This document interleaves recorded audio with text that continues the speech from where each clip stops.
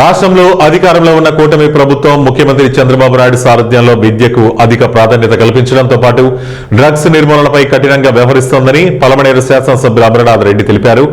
రాష్ట్ర వ్యాప్తంగా ప్రభుత్వం నిర్వహిస్తున్న మెగా పేరెంట్ టీచర్ సమావేశాలలో భాగంగా స్థానిక ప్రభుత్వ జూనియర్ కళాశాలలో ఏర్పాటు చేసిన సమావేశానికి ఎమ్మెల్యే ముఖ్య అతిథిగా పాల్గొన్నారు. ఈ సందర్భంగా మాట్లాడుతూ రాష్ట్ర విద్యాశాఖ మంత్రి నారా లోకేష్ ఆధ్వర్యంలో పాఠశాలల బలోపేతానికి పటిష్టమైన విద్యా వ్యవస్థకు ప్రభుత్వం విశేషంగా కృషి చేస్తోందన్నారు. ఎన్నికలకు ముందు ఇచ్చిన హామీ మేరకు తల్లికి వందనం కింద విద్యార్థుల తల్లుల వ్యక్తిగత ఖాతాలకు నగదు జమ చేయడం జరిగిందన్నారు.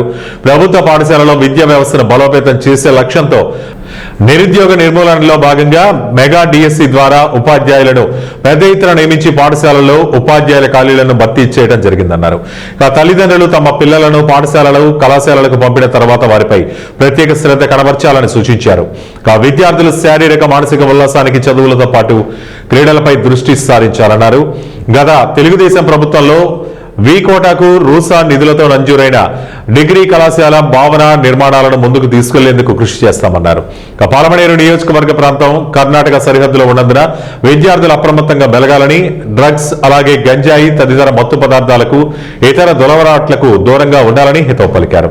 ప్రైవేట్ కార్పొరేట్ కళాశాలలకు ధీటుగా ప్రభుత్వ కళాశాలలో రాష్ట్ర స్థాయి ఉత్తమ ఫలితాలకు కృషి చేస్తున్న ఉపాధ్యాయులకు విద్యార్థులకు వారు ఈ సందర్భంగా అభినందనలు తెలిపారు. మహిళల సంక్షేమానికి ప్రభుత్వం విశేషంగా కృషి చేస్తోందని, అందులో భాగంగా మహిళలకు ఆర్టీసీ బస్సులో ఉచిత ప్రయాణ సౌకర్యంతో పాటు ప్రభుత్వ గృహ నిర్మాణంలో అధిక ప్రాధాన్యత కల్పిస్తోందన్నారు. గ్రామీణ ప్రాంతాల నుంచి కళాశాలలకు వచ్చే బాలికలు బస్సు సౌకర్యాలను వినియోగించుకుని హాజరు శాతాన్ని పెంచుకోవాలన్నారు.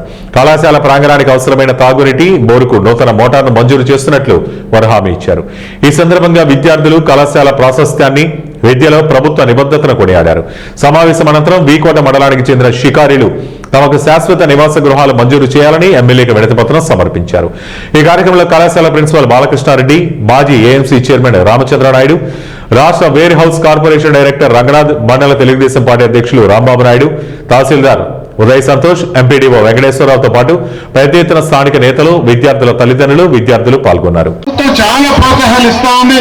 పాఠశాలలో ఫ్యాకల్టీస్ కు ఎంతో మందికి ఈ రోజు టీచర్లు దాదాపు 16,000 మంది టీచర్లు ఒకేసారి మెగా డిఎస్ఏ ఎప్పటి నుంచినో గత ప్రభుత్వాలు చేయలేని పని ఈరోజు చేశాయి. ఈరోజు అదే కాకుండా మధ్యాహ్న భోజన పథకం దొక్క సీతమ్మ పేరు మీద ఈరోజు మధ్యాహ్న భోజన పథకం బ్రహ్మాండంగా కూడా నిర్వహిస్తా ఉన్నారు. అదేవిధంగా స్కూల్కు సంబంధించినటువంటి బుక్స్ అన్ని కూడా ఫ్రీగా ఇస్తా ఉన్నారు.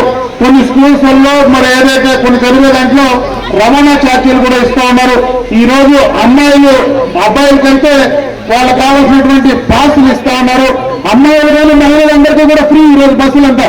వాళ్ళెవరు ఎక్కడ టికెట్లు ఇచ్చే పని లేదు కాబట్టి వాళ్ళందరికీ కూడా ఫ్రీ బస్సులు కూడా ఏర్పాటు చేశారు.